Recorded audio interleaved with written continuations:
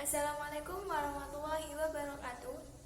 Perkenalkan, nama saya Alma Dewi Permatasari, NIM T2019-8084 dari kelas Biologi 3. Di sini saya akan menjelaskan materi tentang vitamin dan mineral. Oke. Apa sih yang dimaksud vitamin itu? Vitamin merupakan senyawa organik yang penting untuk pertumbuhan dan fungsi biologis tubuh. Vitamin tidak diproduksi oleh tubuh kecuali vitamin K. Berdasarkan kelarutannya, vitamin ini terdiri dari dua kelompok. Yang pertama, vitamin yang larut di dalam air dan vitamin yang larut di dalam lemak. Untuk vitamin yang larut di dalam air, salah satu contohnya yaitu vitamin B dan C. Untuk vitamin yang larut di dalam lemak, ada vitamin A, D, E, dan K. Nah, vitamin larut air tidak disimpan dalam waktu lama oleh tubuh. Oleh karena itu, makanan yang memasuk vitamin ini harus dikonsumsi dalam jumlah yang cukup. Sedangkan vitamin yang larut dalam lemak dicerna dan diserap dengan bantuan lemak yang terdapat secara alami dalam makanan. Vitamin larut lemak dapat disimpan dalam tubuh untuk jangka waktu yang lama. Sebagian besar vitamin larut lemak disimpan di jaringan lemak dan di hati, sehingga suplementasi tidak diperlukan sesering vitamin larut air. Nah, vitamin yang larut dalam air berbeda dengan vitamin yang larut dalam lemak. Vitamin yang tergolong larut air diangkut ke jaringan tubuh tetapi tidak disimpan di dalam tubuh, sehingga kelebihannya dikeluarkan bersama urin. Vitamin ini banyak ditemukan pada tanaman dan pada hewan, atau suplemen, serta sebaiknya dikonsumsi setiap hari. Vitamin C dan vitamin B kompleks adalah contoh vitamin yang tergolong larut air. Vitamin jenis ini kurang stabil jika dibandingkan vitamin larut lemak, karena mudah rusak ketika terpapar udara, panas, dan air. Penanganan yang tepat seperti penggunaan suhu yang tidak terlalu panas serta waktu masak yang relatif singkat dapat meminimalkan terjadinya kehilangan vitamin selama proses pengolahan. Untuk metabolisme vitamin sendiri merupakan suatu proses kompleks yang melibatkan sejumlah reaksi biokimia. Tubuh manusia tersusun dari sekitar 60% air. Air merupakan komponen utama dari saliva, darah, plasma sel, dan cairan ekstraseluler. Sistem pencernaan dalam tubuh memanfaatkan air untuk memecahkan makanan menjadi molekul yang lebih kecil, yang selanjutnya akan diangkut dan diasimilasi ke bagian lain untuk segera digunakan. Metabolisme vitamin dimulai dari proses penelanan, diikuti dengan pencernaan mekanis, kimiawi, dan terakhir adalah absorpsi. Absorpsi zat gizi terjadi pada tingkat seluler di seluruh bagian tubuh. Usus halus tidak hanya merupakan tempat utama terjadinya pencernaan secara kimia, tetapi juga berperan dalam penyerapan vitamin dalam tubuh. Zat gizi pada level seluler masuk dan diabsorpsi melalui kapiler darah dan cairan limfa melalui beberapa proses seperti transfer aktif, difusi, dan osmosis. Usus besar merupakan tempat di mana vitamin B12 dimetabolisme. Selanjutnya yaitu vitamin yang larut lemak. Vitamin yang tergolong di dalam kelas ini adalah vitamin A, D, E, dan K. Vitamin larut lemak biasanya diabsorpsi dalam globula lemak atau disebut juga kilomikron, yang meliputi sistem limfatik usus halus dan sirkulasi darah di dalam tubuh.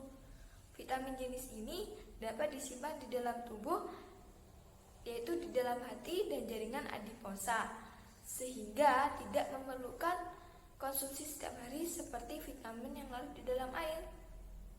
Sekali vitamin ini disimpan di dalam jaringan tubuh, maka akan terjadi kecenderungan untuk tersimpan di sana. Hal ini berarti bahwa jika seseorang mengkonsumsi vitamin larut lemak dalam jumlah yang terlalu banyak, maka kondisi hipervitaminosis atau terlalu banyak vitamin di dalam tubuh kemungkinan besar akan terjadi. Sekarang kita akan bahas satu persatu vitamin apa saja yang ada di dalam tubuh. Yang pertama adalah vitamin C. Vitamin C atau yang lebih dikenal sebagai asam L-ascorbat yang sangat esensial bagi tubuh, khususnya manusia, karena manusia tidak memiliki kemampuan untuk mensintesis vitamin C, sehingga harus diperoleh dari konsumsi sehari-hari. Vitamin C adalah vitamin yang paling tidak stabil dan sangat sensitif terhadap oksigen atau teroksidasi. Potensinya bisa hilang karena paparan cahaya, panas, alkali, enzim, oksidator, udara, serta katalis tembaga, dan besi yang merangsang aktivitas oksidatif. Ada beberapa fungsi vitamin C, di antaranya yang pertama, berperan dalam penutupan luka, memperkuat kekebalan terhadap infeksi oleh mikroorganisme patogen. Kedua, membantu penyerapan besi dan mempertajam kesadaran.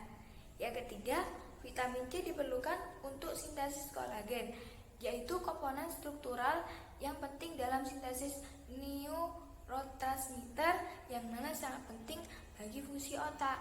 Yang keempat, vitamin C juga diperlukan bagi sintesis karnitin, yaitu molekul yang penting untuk transport lemak ke dalam organel seluler yang disebut mitokondria. Yang kelima, sebagai antioksidan yang efektif, sehingga dalam jumlah yang kecil, vitamin C dapat melindungi molekul-molekul yang sangat diperlukan bagi tubuh, seperti protein, lemak, karbohidrat, dan asam nukleat, yaitu DNA dan RNA, dalam hal menghancurkan radikal bebas dan oksigen reaktif yang muncul selama metabolisme normal ataupun selama terpapar toksin dan polutan. Selanjutnya untuk defisiensi vitamin C. Defisiensi vitamin C mengakibatkan penyakit kudis, lesu, kelelahan, dan kelemahan. Telah diketahui bahwa merokok dapat mengurangi kadar vitamin pada plasma atau leukosit. Oleh karena itu, perokok berat dianjurkan untuk mengkonsumsi asupan vitamin C 2 kali lipat daripada yang bukan perokok. Vitamin C banyak terdapat pada buah-buahan seperti pepaya, stroberi, jeruk, kiwi, mangga, nanas, dan pisang. Defisiensi vitamin C dapat menyebabkan gusi berdarah dan nyeri pada persendian. Konsumsi vitamin C sebaliknya dapat menyebabkan batu ginjal, gangguan saluran pencernaan, dan rusaknya sedara merah. Selanjutnya yaitu ada vitamin B. Vitamin B memiliki 8 tipe vitamin dan biasa disebut dengan vitamin B kompleks. Nah, apa saja sih 8 tipe vitamin B tersebut? Yuk, kita bahas satu-satu. Nah, yang pertama ada yang namanya vitamin B1 atau yang biasa disebut dengan tiamin.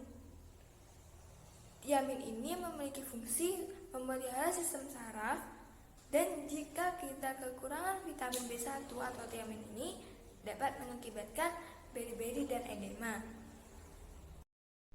Yang kedua, ada vitamin B2 atau riboflavin yang memiliki fungsi sebagai transmisi cahaya di saraf mata.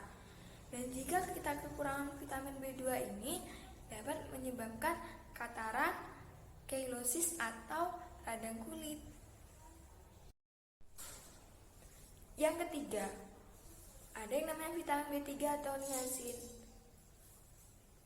Vitamin B3 atau niacin ini sendiri memiliki fungsi sebagai pertumbuhan pertumbuhan sel.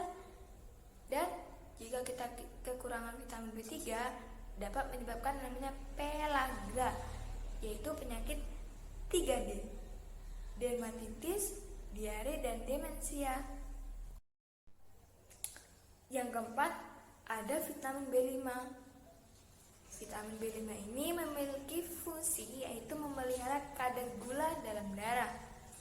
Jika kita kekurangan vitamin B5 akan menyebabkan yang namanya insomnia atau sulit tidur. Yang kelima, ada yang namanya vitamin B6. Vitamin B6 memiliki fungsi memelihara keseimbangan unsur P dan K. Dan jika kekurangan vitamin B6 ini dapat menyebabkan anemia atau kekurangan zat darah merah. Yang keenam, ada vitamin B7 yang berfungsi membantu dalam transfer kelompok karbon dioksida ke berbagai makromolekul sasaran. Dan jika kita kekurangan vitamin B7 ini dapat menyebabkan beberapa penyakit seperti dermatitis, kulit bersisi kering, ruam, dan peningkatan kolesterol pada serum dan pigmen empedu. Yang ketujuh, ada yang namanya vitamin B9 atau asam folat. Mengkonsumsi asam folat dapat mengurangi kejadian depresi pada orang tua. Sedangkan jika kita kekurangan vitamin B9 dapat menyebabkan diare, kehilangan nafsu makan, penurunan berat badan sekaligus kelemahan, sakit lidah, sakit kepala, jantung berdebar-debar, dan mudah tersinggung. Yang kedelapan, ada vitamin B11. Vitamin B11 memiliki fungsi pembentukan koenzim untuk produksi eritrosit. Dan jika kita kekurangan vitamin B11 ini dapat menyebabkan penyakit megaloblastosis atau membesarnya eritrosit. Yang kesembilan, ada vitamin B12 atau cyanocobalamin. Vitamin B12 ini memiliki fungsi untuk metabolisme dan pertumbuhan sel. Dan jika kita kekurangan vitamin B12 ini dapat menyebabkan kelelahan dan pusing. Yang ke-10, ada namanya vitamin A. Vitamin A memiliki fungsi memelihara kesehatan mata dan kulit. Dan jika kita kekurangan vitamin A dapat menyebabkan rabun senja dan serotoninnya atau terganggunya kelenjar air mata. Yang ke-11, ada vitamin D. Vitamin D memiliki fungsi sebagai penyerapan fosfor dan kalsium. Jika kita kekurangan vitamin D dapat menyebabkan rakitis dan osteomalacia atau lunaknya tulang. Ke-12, ada vitamin E. Vitamin E mempunyai fungsi untuk menjaga kesuburan. Dan jika kita kekurangan vitamin E ini dapat menyebabkan yang namanya kemandulan. Yang terakhir atau yang ke-13 ada vitamin K. Vitamin K ini memiliki fungsi sebagai pembentukan protombin di hati untuk pembekuan darah. Jika kita kekurangan vitamin K dapat menyebabkan darah sukar membeku atau bisa menyebabkan pendarahan. Nah, di dalam tubuh vitamin tidak dicerna tetapi langsung diserap tubuh dalam jumlah sedikit. Meskipun dibutuhkan dalam jumlah sedikit, kekurangan vitamin dapat mengganggu metabolisme tubuh. Nah, kekurangan vitamin biasa disebut dengan avitaminosis. Sekarang kita akan bahas tentang mineral. Apa sih mineral itu? Mineral merupakan unsur anorganik yang diperlukan tubuh untuk pembentukan struktur tubuh dan menjaga keseimbangan asam basa. Yang dimaksud mineral ialah semua unsur kimia yang terdapat di dalam jaringan hidup kecuali karbon, hidrogen, oksigen, dan nitrogen. Karena itu, untuk makhluk hidup, berdasarkan kegunaannya dalam aktivitas hidup, mineral dapat dibagi menjadi dua golongan, yaitu golongan yang esensial dan golongan yang tidak esensial. Berdasarkan banyaknya, mineral dapat pula dibagi atas mayor atau makro mineral dan trace atau mikro mineral. Yang pertama, mayor atau makronutrien mineral, yaitu mineral yang diperlukan atau didapatkan alam dalam jumlah yang relatif besar di dalam tubuh hewan. Yang termasuk mayor atau makronutrien mineral ini yaitu kalsium, fosfat, sulfur, kalium, natrium, klorid, dan magnesium. Yang kedua, trace element atau mikronutrien mineral, yaitu mineral yang diperlukan dalam jumlah yang sangat sedikit dan secara umum didapatkan dalam jaringan dalam konsentrasi yang sedikit. Yang termasuk mikronutrien mineral ini, yang pertama yaitu besi, tembaga, seng, mangan, kobalt, iodium, molibdenum, dan selenium. Meskipun mineral merupakan bagian kecil dari total jaringan badan, tetapi sangat esensial atau banyak proses vital. Ingat, manusia membutuhkan mineral. Selain itu, air juga merupakan kebutuhan vital bagi kehidupan. Tubuh kiat sebagian besar terdiri dari atas air. Tanah yang benar-benar kering, tanaman tidak dapat hidup karena akarnya tidak dapat menyerap mineral tanah yang dibutuhkannya. Air adalah suatu zat yang merupakan bahan pelarut. Karena banyak zat-zat yang dapat larut dalam air, maka air disebut universal. Yuk kita bahas fungsi dan kekurangan apa saja yang terdapat pada mineral yang ada dalam tubuh makhluk hidup. Yang pertama, ada natrium. Natrium memiliki fungsi memelihara keseimbangan cairan tubuh. Dan jika kita kekurangan natrium, kita dapat menyebabkan gangguan jantung dan ginjal. Yang kedua, ada kalium. Kalium memiliki fungsi membentuk komponen kimia yang membantu kerja enzim. Dan jika kita kekurangan kalium, dapat menyebabkan lemah otot dan karies atau kerusakan gigi. Yang ketiga, ada kalsium. Kalsium memiliki fungsi membentuk tulang dan gigi.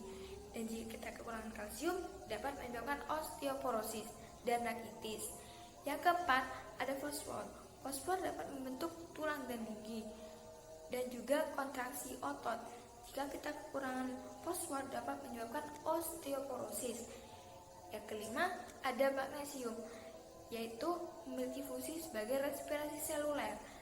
Jika kita kekurangan magnesium, dapat menyebabkan gangguan ginjal dan juga kardiovaskular. Yang keenam, ada iodium. Iodium memiliki fungsi mengatur kerja tiroid atau gondok. Jika kita kekurangan iodium, dapat menyebabkan penyakit gondok. Yang ketujuh, ada klor. Memiliki fungsi penyusun asam lambung, dan jika kita kekurangan klor, dapat menyebabkan gangguan pencernaan. Yang kedelapan, ada zat besi. Zat besi dapat membentuk hemoglobin. Jika kita kekurangan zat besi, dapat menyebabkan anemia. Yang kesembilan, ada belerang. Belerang memiliki fungsi sebagai aktivator enzim. Jika kita kekurangan belerang, maka dapat menyebabkan gangguan pertumbuhan. Yang ke-10, ada seng. Itu memiliki fungsi sebagai metabolisme sel. Jika kita kekurangan seng, dapat menyebabkan penyakit anemia.